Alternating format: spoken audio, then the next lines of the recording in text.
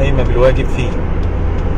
ف ما اعتقدش طبعا ان حد ممكن يتحرك دلوقتي، بس ان كان في حد يعني بيفكر يتحرك ما يتحركش بقى، اثبت محلك، الموقف كما كنت لغايه لما ربنا ييسرها الشبوره دي ايه تتحرك. طبعا ده الجزء المضيء من طريق القاهره السويس، لكن النص التاني من طريق السويس بيبقى ضلمه، يعني اللي هو وصولا للعاصمه الاداريه الجديده يعني، او بعد ما بنعدي العاصمه الاداريه او عند العاصمه الاداريه الدنيا بقى للسويس بتبقى ضلمه. فربنا يستر في القادم يعني، بس ده عشان لو حد بيفكر يتحرك ولا حاجه يخلي باله. الشبوره نازله بكثافه. ربنا يحفظك يا كابتن تامر، ربنا يبارك فيك. يا ماشيه بستر ربنا والله، ربنا كريم.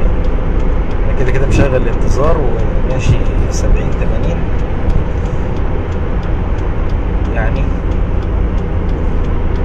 واصلا اغلب الناس اللي دخلت الطريق ركنت بصراحه، بس انا اللي طمعني ان لغايه بوابه الوصول الدنيا كانت كويسه، فقلت اكمل بقى ان شاء الله خير.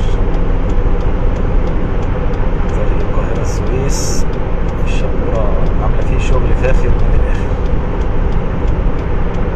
ربنا يوصل خير.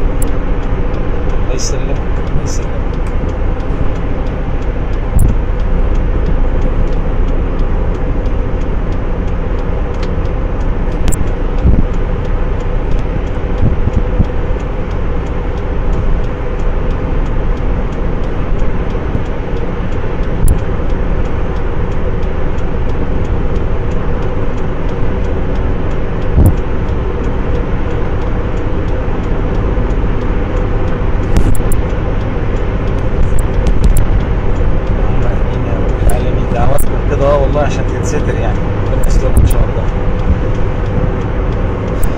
في حتت بتبقى الشبوره فيها كثيفه، وفي حتت الشبوره بتبقى فيها هاديه. الله اعلم بقى الدنيا هتظبط. شايف عربيه على مرمى البصر من انتظار الراجل قدام دلوقتي بتبتدي تظهر.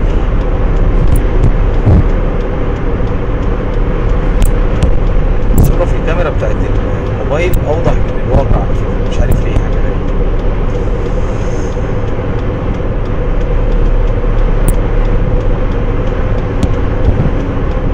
يعني انا ببص في الموبايل بشوف الصوره اوضح من الصوره اللي انا شايفها قدامي، بس الواحد مش هينفع يعتمد على الموبايل لاسباب كتيره.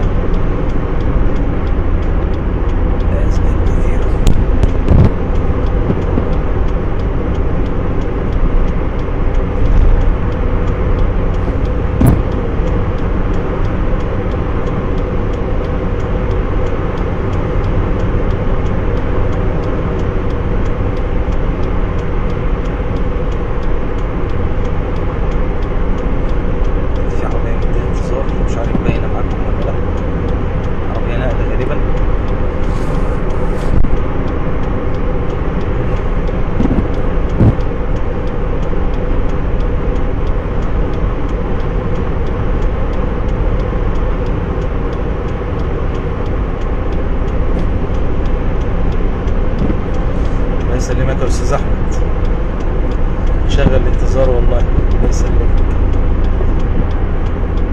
استاذنكم بقى هقفل عشان ايه نركز شويه، عشان هنبتدي نخش بقى في المراحل الجديه في الطريق. لو في حد بيفكر يسافر دلوقتي يأجلها، مش لازم يعني. هو طريق اسماعيليه بالفعل مقفول، طريق القاهره اسماعيليه بالفعل مقفول يا جماعه. واعتقد بعض المناطق في الطريق الدولي الساحلي. انا المنساه على مهلي 80 اهو، مش حاجه يعني.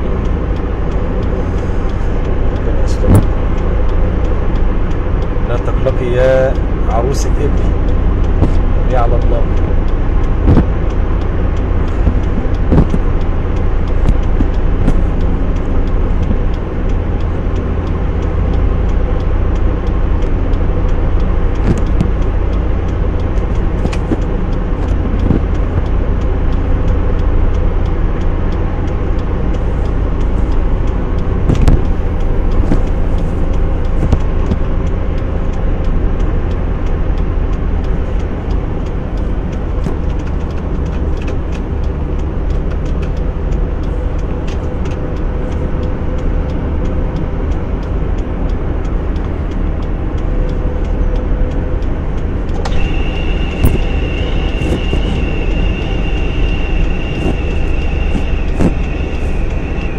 هديت اهو هديت.